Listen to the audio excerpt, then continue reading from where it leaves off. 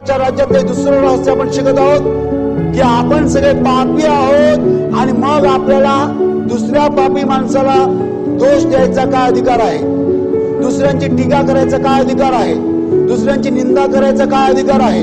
ही अशी ती तशी, ही अशी ती तशी, हा असा तो तसा.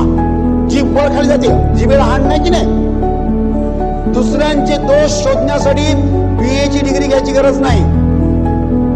बीएची डिग्री न घेता आपण दुसऱ्यांचे दोष शोधू शकतो.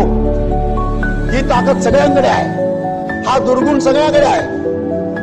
जीभ वर जाते खाली येते, वर जाते खाली येते. माझी शेजारली ना एवढं कशाला, किती बायकांना जर मोकळं सोडलं तर नवऱ्याच्या विरुद्ध बोलतील. हा ना सैतान, नुसता सैतान. कोण? माझा नवरा.